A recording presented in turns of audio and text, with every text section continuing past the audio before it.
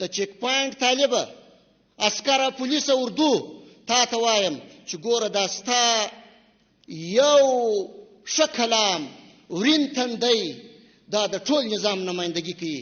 ګوره چې دا نظام و دا خپل ولس ته و دې مظلوم ولس ته بد معرفي نه کې، ښه چلند ورسره کوه.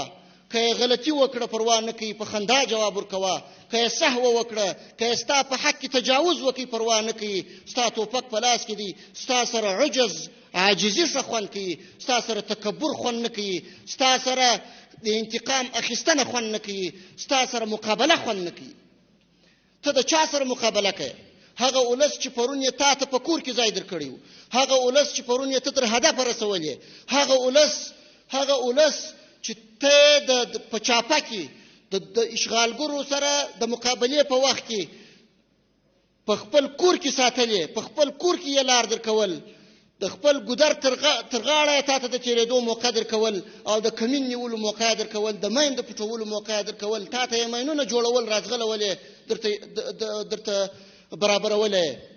دا هغه ولس دی. د دې احترام وکړي، عزت یې وکړي، په کامله معنا یې عزت او احترام وکړي. ګورئ چې دا نظام چې دی تاسو یې نمایندګان یاست د دې ولس په وړاندې.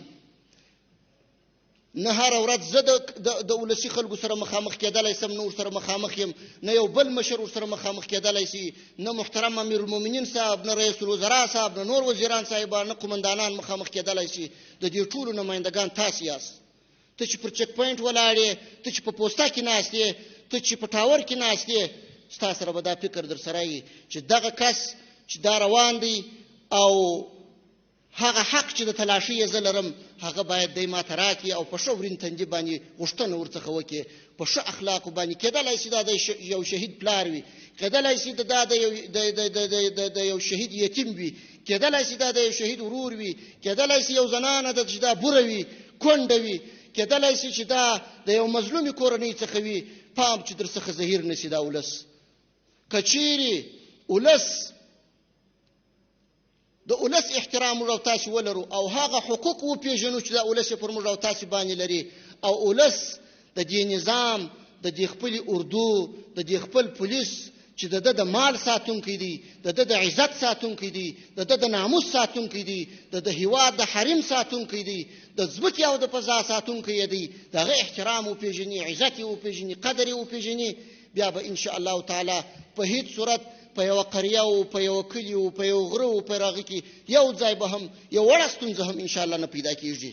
دې شي ته متوجه سئ. ټولو ته م توصیه دا ده چې دې ته جدي توجه وکړي او دې نظام ته وفاداره پاتې سئ. ګورئ دا نظام د زرګونو شهیدانو په وینو باندې راغلی دی.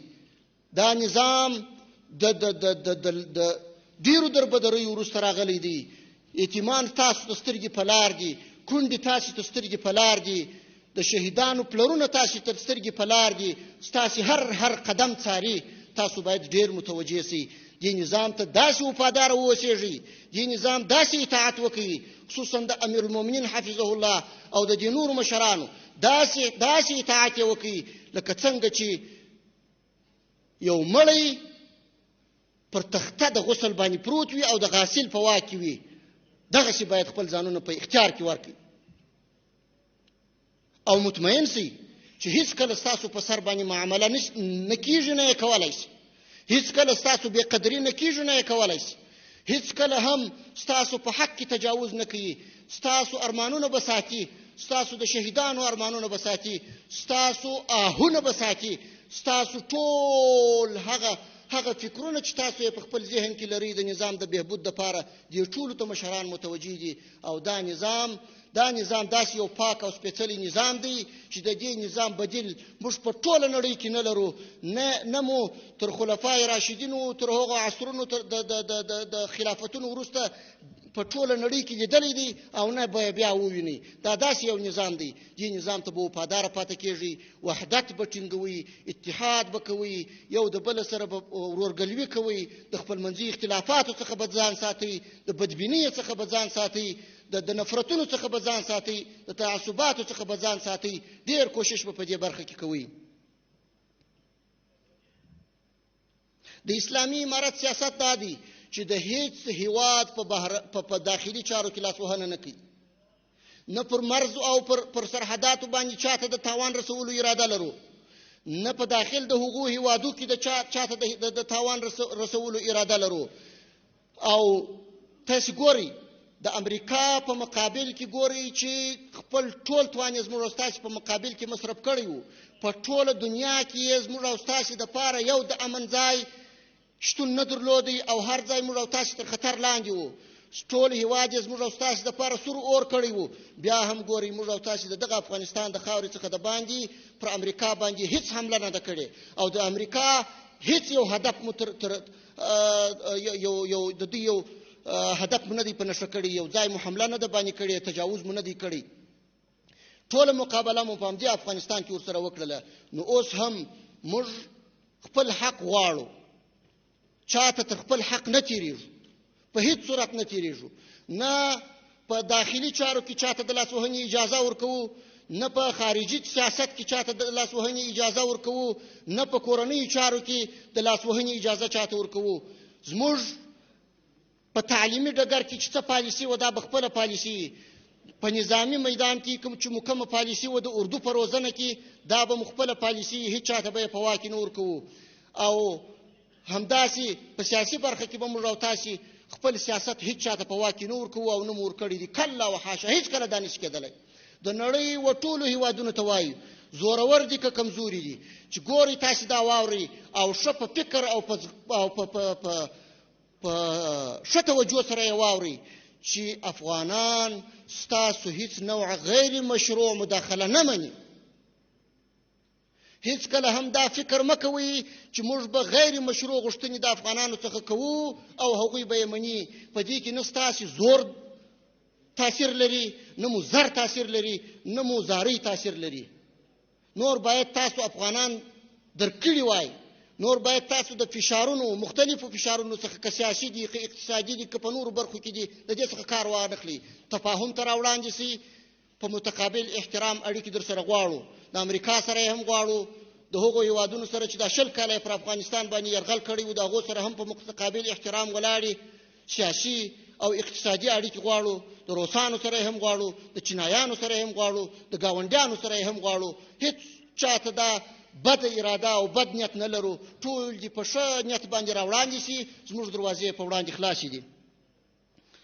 محترمو، یو اطمینان و دې ولس ته ورکوو چې موږ به انشاء الله تعالی دا اردو چې تاسو یې وینئ دا به مستقله ساتو. دا اردو به د هیڅ چا تر تاثیر لاندې نه وي. دا اردو به ستاسو د عزت، ستاسې د مال، ستاسې د ناموس ساتونکی وي. دا اردو به د هیواد د حریم څخه دفاع کوي. دا اردو به د هیواد د سرحداتو څخه دفاع کوي. او په دې برخه کې موږ کوټلي ګامونه اخلو چې په هره برخه کې خودکې پاسو، په هره برخه کې موږ پر خپلو پښو ودرېږو. ټولو ګاونډیو هیوادونو ته ښه پیغام لرو، د ورورګلوۍ پیغام لرو چې هیڅ کله هم کوشش مه کوئ چې یا پر سرحداتو کې د ډیورن پر فرضي کرښه یا په نورو ساحو کې موږ ته مشکلات ایجاد کړي یا زموږ په وړاندې خنډونه ایجاد کړي. موږ که پر سرحداتو باندې حلقوي سړک تېروو، موږ که پر سرحداتو باندې پوستې او بیزونه جوړوو، موږ که پر سرحداتو باندې قوتونه ځای پر ځای کوو، دا ستاسو دپاره خطر نه دی، بلکې دا موږ د خپل هیواد د ساتنې دپاره کوو، د خپل حریم او د خپل عزت د ساتنې دپاره یې کوو. دا زموږ فریضه ده، تر دې موږ هېڅکله نشو تېرېدلی. په هر قیمت به موږ د دې هیواد ساتنه کوو، په هر قیمت به موږ د دې هیواد څخه دفاع کوو. ټول هغه کسان چې د هیواد څخه تښتېدلي دي او په یوه او بل فکر کې دي، پردیو ته یې سترګې نیولې دي او لا تر ابده ورڅخه مایوسه نه دي او دغه د غلامۍ امیدونه یې ورته اوږده کړي دي، ورته وایو چې ورونو راسئ، افغانستان ستاسو کور دی.